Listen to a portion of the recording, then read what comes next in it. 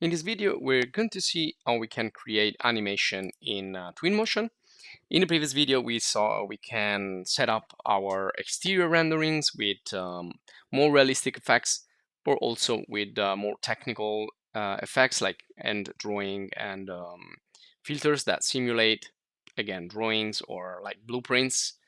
And so we can see here different types of timing of the day. So we can change the position of the sun and of the sky. We can use HDRI, we can use artificial lights, we can use natural lights, and the sunset effects are really beautiful, especially if you add a little bit of fog. We already saw that.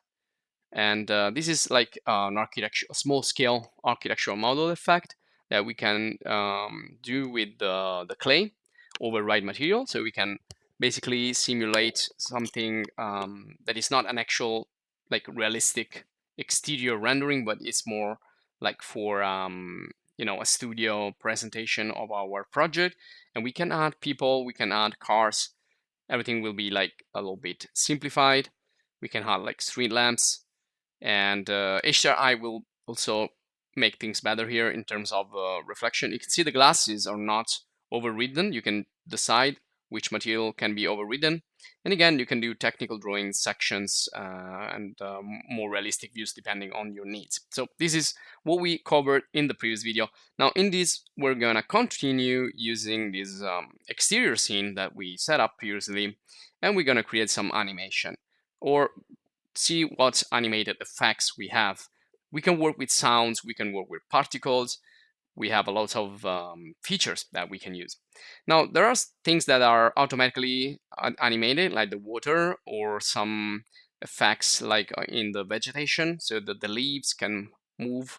And this is thanks to the weather, and in particular to the wind. So you can change the wind direction, the wind speed, and of course we can add rain and snow. We already saw that, and this is also an automatically set up effect.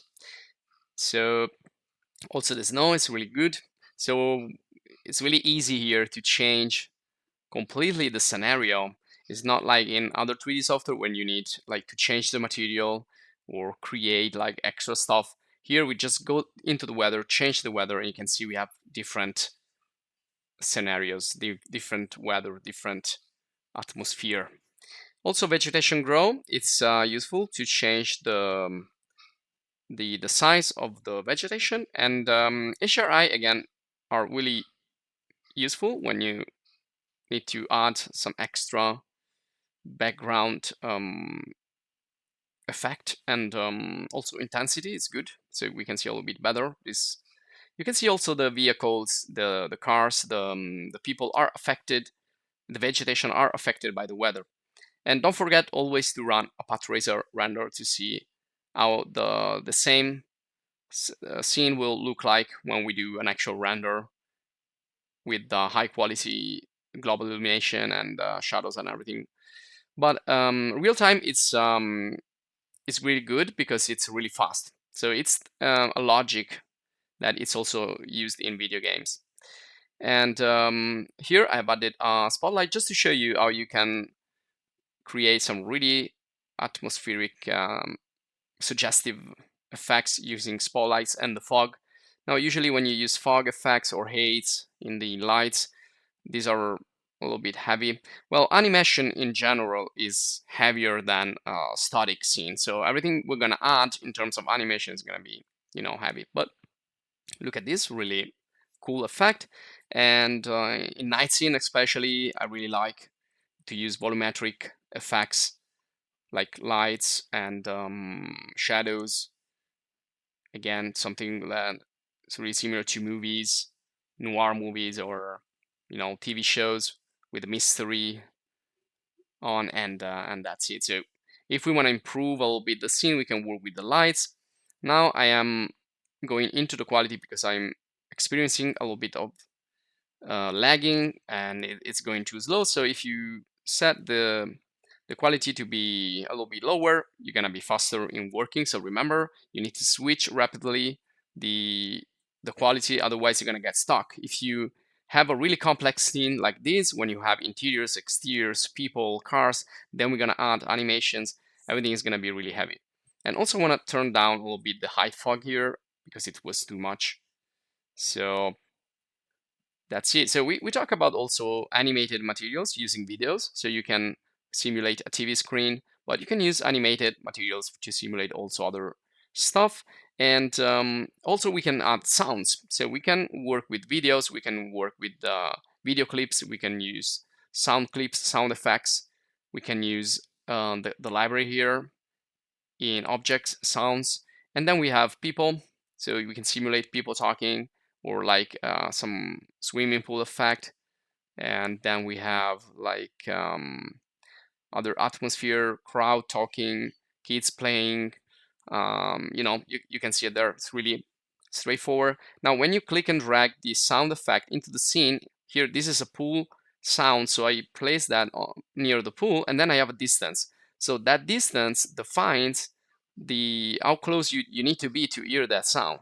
And the closer you get to the source of that sound, the higher you will hear the sound.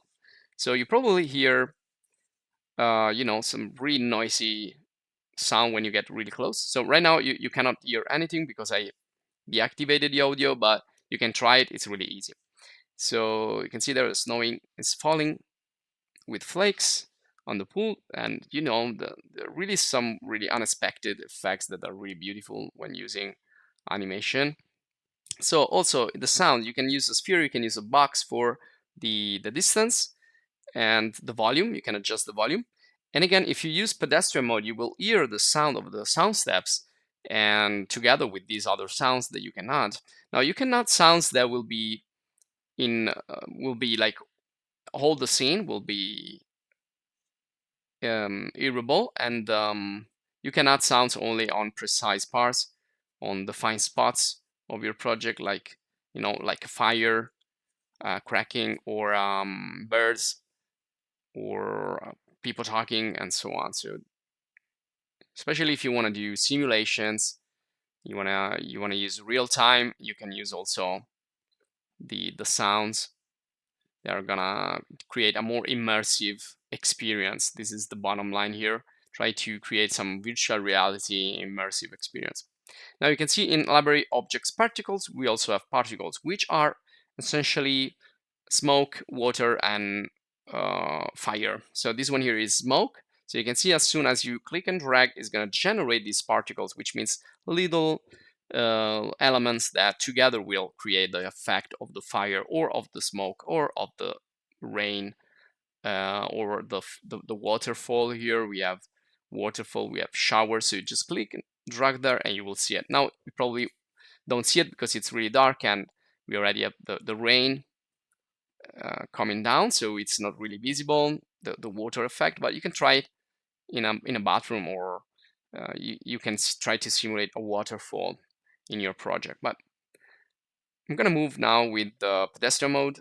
I'm walking around, and I want to show you here into library objects the last part, which is the doors. So this is a part entirely dedicated to doors.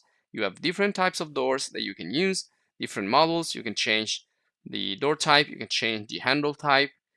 And so let's say that I want to add a door that it's actually opening. So it's an animated door, but also interactive, because when I'm going to get close, it's going to open. So you can see I've changed a little bit the lighting here because it was too dark. So I want to place a door right there. So I'm going to go in the library of the sliding doors in this case, not the pivot doors. And I'm just going to click and drag into that spot. And you will see that it's going to detect the size, and it's going to automatically resize the element. This is really interesting. And you can see it's sliding only on the right side. We can do the sliding on both. We can change the material for the door, for the handle, for the casing. We can actually get rid of the casing because we don't need it right here. So then you can change the width, the height, but you saw that it automatically sized the element of the door. So everything is fine. I just need to play the animation. So if I get real close, you can see that one door is opening, and then I can get inside using pedestrian mode right now, but you can use also drone mode. It's the same. So it's a kind of walkthrough animation. And then you can change the frame